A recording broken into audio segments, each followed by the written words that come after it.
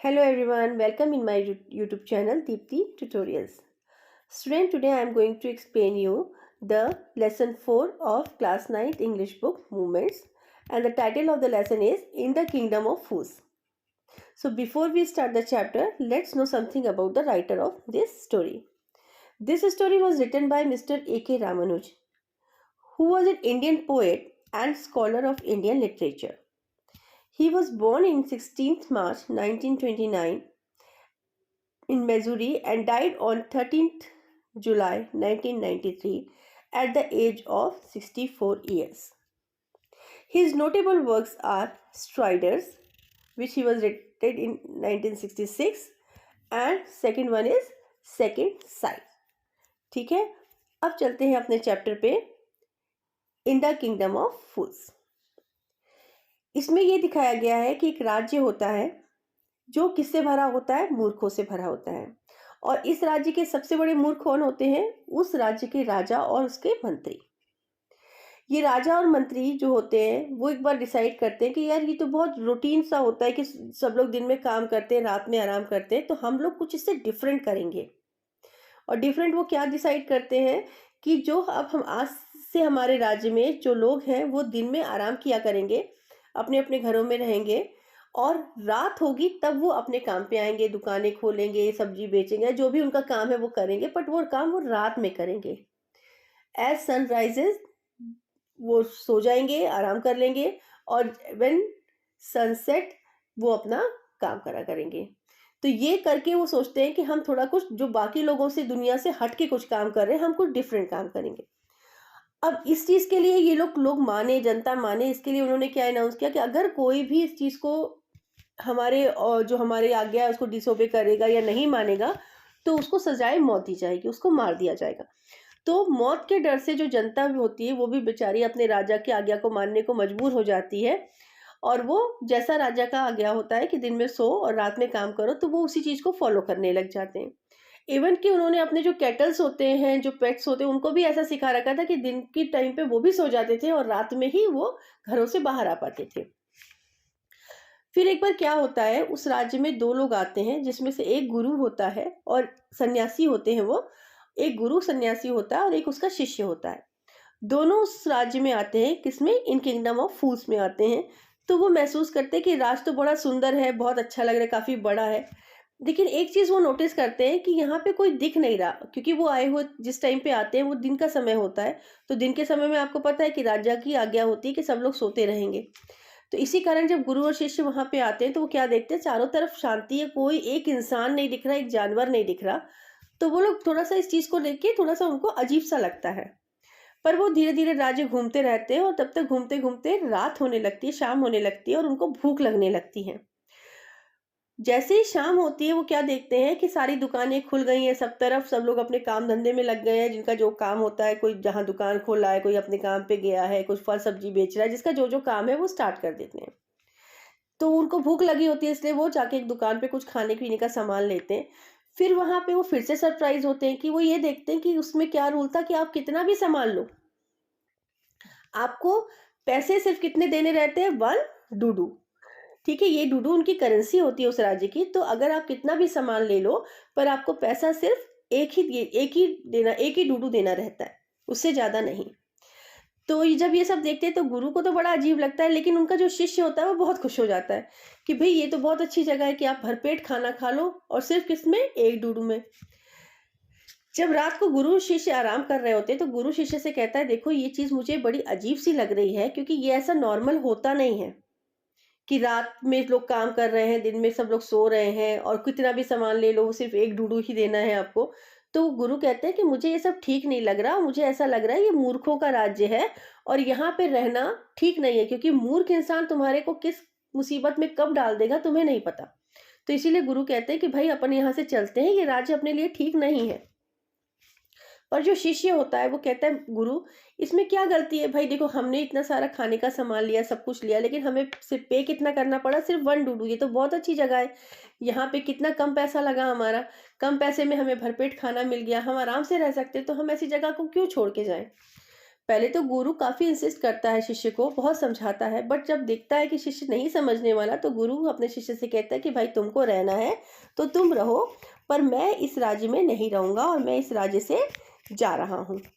होता क्या है, एक दिन वहाँ पे एक इंसिडेंट होता है जिसमें एक चोर होता है। वो चोर एक मर्चेंट जो होता है, व्यापारी होता है, उसके घर में जाता है और उसके घर में जाके वो दीवार में छेद करके घुसता है और उसके घर से चोरी करके बाहर निकल रहा होता है। तो जब वो लूट का सामान लेके घर से बाहर जा रहा होता है, उसी टाइम पे वो दीवार जो होती है वो कमज़ोर होती है, तो वो दीवार उसके ऊपर गिर जाती है। किसके ऊपर? चोर के ऊपर। चोर के ऊपर दीवार गिर जाती है तो चोर ऑन द स्पॉट ही चोर की डेथ हो जाती है। चोर की डेथ होती है तो चोर का जो भाई होता है वो अपने राजा के पास जाता है और राजा से कहता है कि देखिए सर, मेरा एक भाई है जो जिसका जो काम होता है वो अपना काम करने गया होता है, लेकिन वो उस मर्चेंट के घर की जो दीवार थी वो इतनी कमज़ोर थी कि वो दीवार उसके ऊपर गिर गई और मेरा भाई ऑन द स्पॉट ख़त्म हो गया। तो इसका सारा जो जिम्मा है वो एक मर्चेंट का है, क्योंकि मर्चेंट की दीवार कमज़ोर थी तो उसी की वजह से मेरे भाई की डेथ हुई है। तो आप मर्चेंट को सज़ा दीजिए और हमारी फैमिली के साथ जस्टिस कीजिए, न्याय कीजिए। राजा कहता है भाई ठीक बात है, तुम्हारे साथ गलत तो हुआ है भाई, तुम्हारा भाई मर गया है, तो हम तुम्हारे साथ पूरा न्याय करेंगे। और फिर वो अपने सैनिक को भेजते हैं, समन करते हैं किसको? मर्चेंट को, कि तुम दरबार में आओ। मर्चेंट जब दरबार में आता है तो उससे बोला जाता है कि देखो भाई, तुम्हारी गलती है कि तुमने अपनी दीवार कमजोर बनाई, जिसके कारण ये बेचारा इसका भाई मर गया। तो तुम मर्डरर हो, तुमने खून किया है, तुम एक खूनी हो, तो हम तुम्हें सजाए मौत देंगे। मर्चेंट को कुछ समझ में नहीं आता। मर्चेंट राजा से कहता है कि लॉर्ड देखिए महाराज, मेरी गलती नहीं है, ये जो दीवार बनी है ये मेरे पिताजी के जब मेरे पिताजी थे उस टाइम की बनी हुई है, पर ये जो दीवार जिसने बनाई है ये उसकी गलती है कि उसने ये दीवार इतनी कमजोर बनाई, और मैं उसको जानता हूँ, वो मेरे घर के पास में ही रहता है, मैं उसको बुला देता हूँ, मैं आपको बता देता हूँ वो कहाँ रहता है, आप उसको बुला लीजिए। राजा कहता है नहीं, सही बात है, तुम्हारी गलती नहीं है क्योंकि तुमने तो दीवार बनाई नहीं है, ये दीवार जिसने बनाई है उस मिस्त्री की गलती है। तो हम अब उस मिस्त्री को समन किया जाता है महल में। मिस्त्री आता है, मिस्त्री से कहते हैं कि मिस्त्री तुम्हारी गलती है, देखो तुम्हारी वजह से एक इनोसेंट आदमी मारा गया, तुमने इस मर्चेंट की जो दीवार थी इसके पिताजी के समय में जो बनाई थी वो इतनी कमज़ोर बनाई थी, वो तुम्हारी गलती है, और तुम्हारी गलती के कारण ही एक इंसान की डेथ हो गई है, तो तुम्हें सजा दी जाएगी, और वो सजा क्या होगी? सजाए मौत होगी। अब वो जो मिस्त्री होता है वो कहता है महाराज देखिए, मानता हूँ गलती हुई है, दीवार कमजोर बनी है और जिसकी वजह से इसके इसके भाई की डेथ हो गई है, वो सब ठीक है, पर इसमें भी मेरी अकेले की गलती नहीं है या मेरी वजह से ऐसा नहीं हुआ। ये उस टाइम पे जब मैं दीवार बना रहा था इनके पिताजी के टाइम पे, तब वहां पर एक यंग डांसर थी, वो बार बार अंदर बाहर घर पे हो रही थी, तो उसके कारण उसके जो उसने पैर में घुंघरू पहने हुए थे, उन घुंघरुओं की आवाज से मेरा माइंड जो था वो डिस्ट्रैक्ट हो रहा था, मेरा मन काम में नहीं लग रहा था, मेरा पूरा ध्यान उसके घुंघरुओं में चला जा रहा था, जिसकी वजह से मैं अपना काम ठीक से नहीं कर पाया और ये दीवार कमजोर हो गई। राजा कहता है कि नहीं, ये तुम ठीक सही बोल रहे हो, तुम्हारी वजह से नहीं, ये जो औरत थी, जो लेडी डांसर थी, ये उसकी वजह से हुआ है। तो वो मिस्त्री कहता है कि मैं जानता हूँ कि वो लेडी कहाँ रहती है, तो आप उसको बुला के, ये जो भी गलती है ये उसकी है, मेरी गलती नहीं है।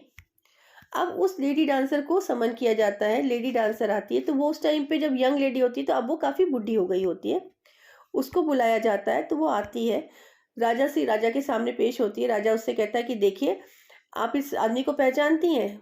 मिस्त्री के लिए बोलता है, आप इस आदमी को पहचानती हैं? तो वो औरत कहती है हाँ, मैं इसे पहचानती हूँ। तो कहते हैं आपको याद है कि आप एक जब ये दीवार बना रहा था किसी मर्चेंट के घर में, तो आप बार बार कहीं से अंदर बाहर हो रही थी, जिसकी वजह से आपके जो पैरों में आपने पायल या घुंघरू पहन रखे थे वो बज रहे थे। उन घुंघरुओं की आवाज के कारण इस मिस्त्री का माइंड डिस्ट्रैक्ट हुआ, तो इसने अपना काम ठीक से नहीं किया और जो दीवार थी वो इतनी कमजोर बना दी, और आज उसके कारण एक आदमी की डेथ हो गई, तो इन सब की जिम्मेदार आप हैं। तो वो औरत एकदम डर जाती है, सहम जाती है, तो वो क्या बोलती है, महाराज देखिए, मेरी मानती हूँ कि ऐसा हुआ था, आप बिल्कुल सही बोल रहे हो और ये आदमी भी सही बोल रहा है, पर मैं ये अंदर बाहर जो बार बार हो रही थी उसके पीछे रीजन था, मैं ऐसे ही नहीं अंदर बाहर हो रही थी, मेरा रीजन था कि मैं ऐसा क्यों कर रही थी। महाराज पूछते हैं बताइए भाई आपका क्या रीजन था? तो महाराज, वो लेडी कहती है कि महाराज वहां पे एक सुनार था, मैंने उस सुनार को कुछ गहने बनाने के लिए दिए हुए थे, अब वो सुनार मुझे रोज़ टाल रहा था, रोज़ बुलाता, रोज़ वापस कर देता और मेरे गहने मेरे को नहीं दे रहा था। वो आलसी इंसान था, वो मेरे गहने बनाने में डिले कर रहा था और इसी कारण मैं उसके पास रोज़ जाती और आती थी और जिसकी वज़ह से मेरे घुंघरू की आवाज़ से इसका माइंड डिस्ट्रैक्ट हुआ। तो महाराज अब किसकी बारी आती है?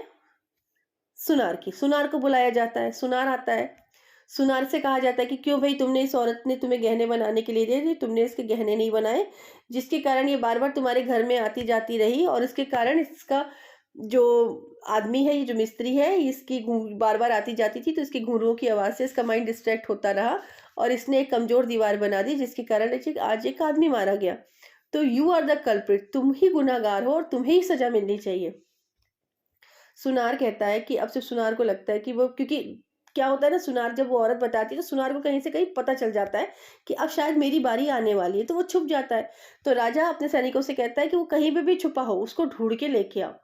अब सुनार सोचता है कैसे बचे इस परिस्थिति से। सुनार कहता है कि देखिए महाराज, ये बिल्कुल सही कह रही है कि मैंने इस औरत के गहने बनाने में देरी करी जिसके कारण इसको कई चक्कर काटने पड़े, बट मैं देरी देरी फालतू में नहीं कर रहा था।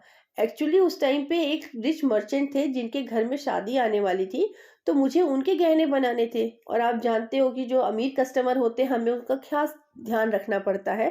तो इसी कारण मुझे इसके गहने बनाने में, इस औरत के गहने बनाने में देरी हुई है। तो अब महाराज कहते हैं कि हाँ ठीक है, तुम भी सही कह रहे हो कि तुम्हारी गलती नहीं है। ये वो रिच मर्चेंट कौन था जिसकी वजह से राजा थोड़ा गुस्सा हो जाता है और गुस्से में बोलता है, कौन था वो रिच मर्चेंट जिसकी वजह से इस औरत के गहने बनाने में तुमने इतनी देरी की, मुझे नाम बताओ उसका। तो आपको पता है वो मर्चेंट कौन होता है? वो जो मर्चेंट जिसकी दीवार गिरी होती है, उसी के बारे में बात कर रहा होता है सुनार, उसी के फादर के बारे में बात कर रहा होता है।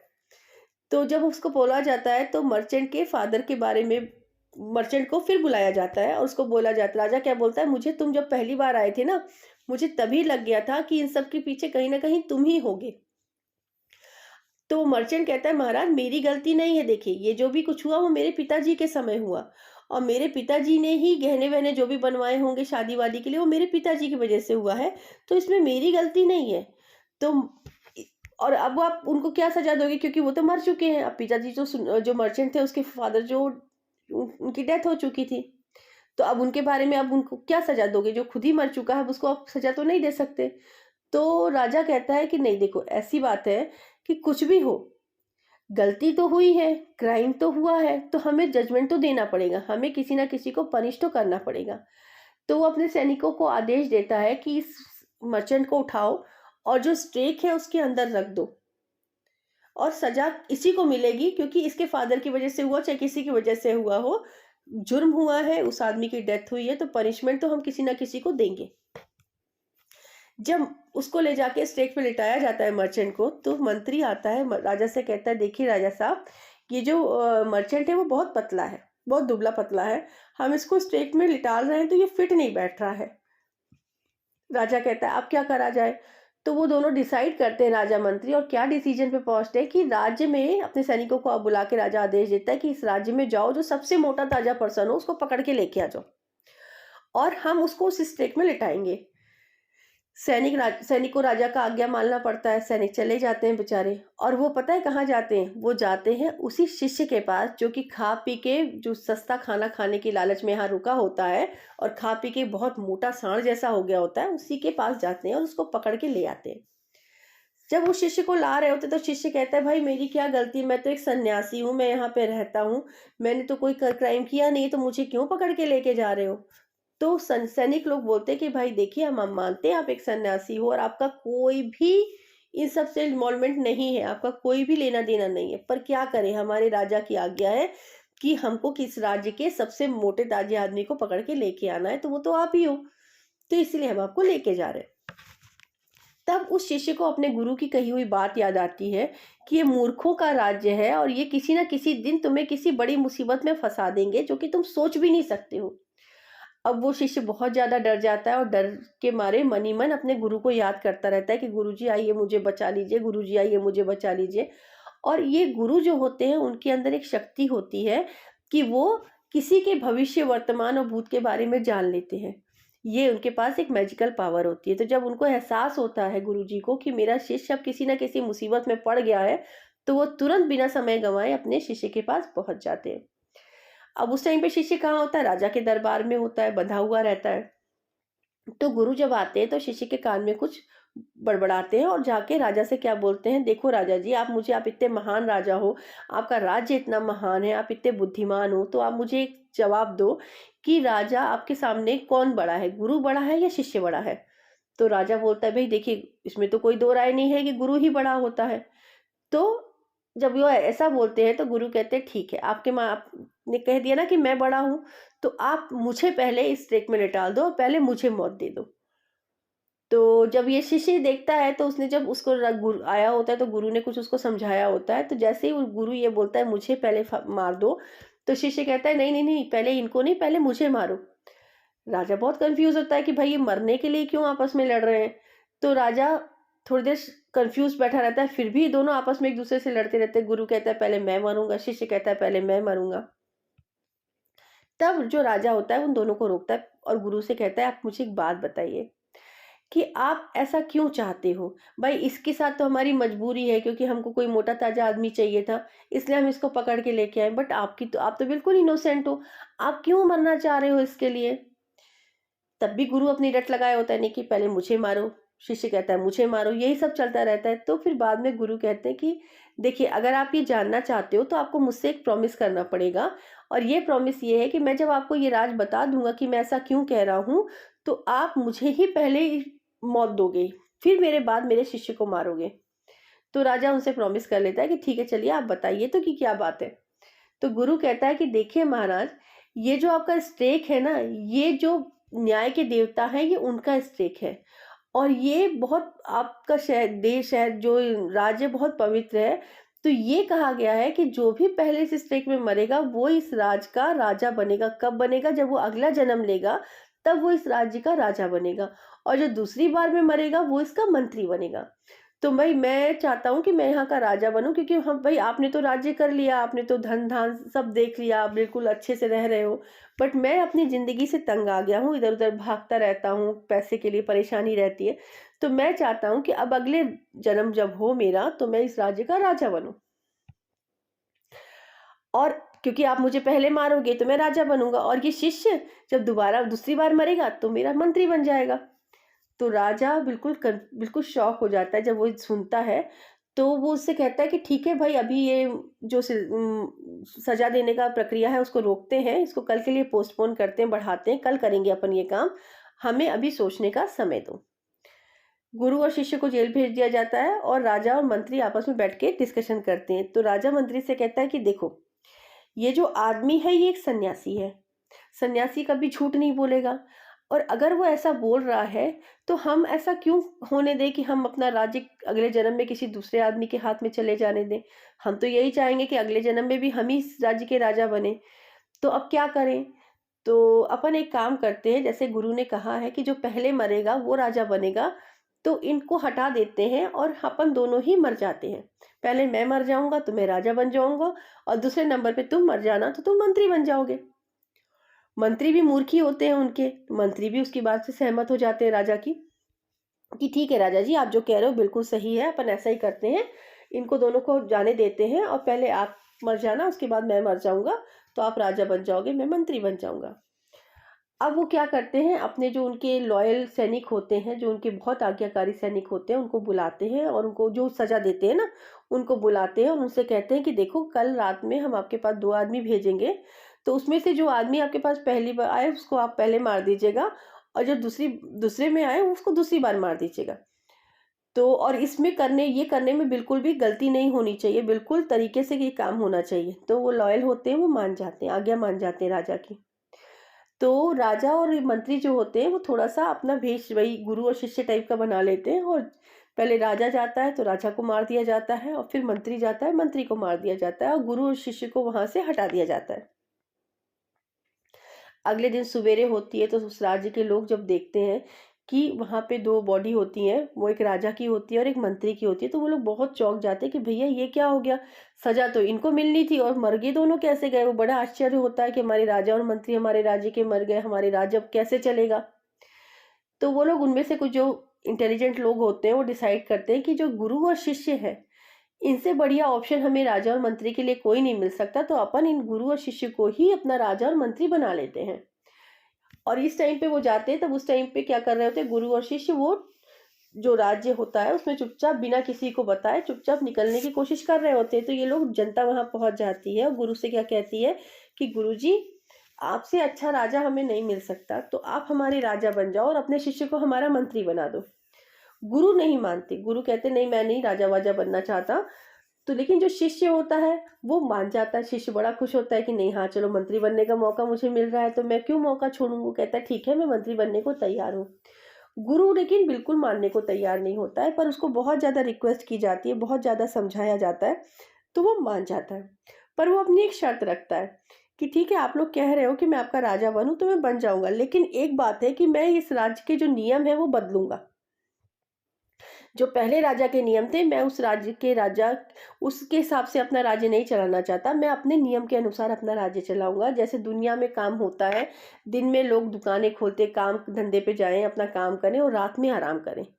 ठीक है, अगर ऐसे मैं अपने नियम चलाऊंगा, अगर आप लोग मानोगे तभी मैं राजा बनूंगा। तो लोग कहते हैं ठीक है, जैसा आप चाहते हो वैसा ही होगा, जो नियम कानून आप लगाएंगे या बनाएंगे हम उसी को फॉलो करेंगे। तो इस तरीके से जो राज्य होता है वो बदल जाता है। जैसे बाकी राज्य होते हैं, नॉर्मल राज्य होते हैं कि वहाँ पे दिन में लोग काम करते हैं और रात में आराम करते हैं, वैसे ही इस राज्य की भी कहानी हो जाती है। ये भी राज्य नॉर्मल हो जाता है और वहाँ का राजा कौन बन जाता है, गुरु बन जाता है। और मंत्री कौन बन जाता है वहाँ पे, उसका जो डिसिपल होता है, जो उसका शिष्य होता है, वो वहाँ पे मंत्री बन जाता है। तो यहाँ पे ये स्टोरी खत्म होती है। अच्छी लगी ना स्टोरी, काफ़ी इंटरेस्टिंग है। चलिए ठीक है, अगर आप इसके जो क्वेश्चन आंसर्स हैं मैं इस वीडियो के डिस्क्रिप्शन लिस्ट में डाल दूंगी, आप वहां से चेकआउट कर सकते हैं। अगर आपको मेरा वीडियो अच्छा लगा हो तो प्लीज़ मेरे वीडियो को लाइक शेयर कीजिएगा और चैनल को सब्सक्राइब भी कर लीजिएगा। And please don't miss to hit the bell icon so that you can get the notification if any new video is loaded on uploaded on channel. Thank you and चलिए मिलते हैं next video में। Till then take very good care of your self. Bye.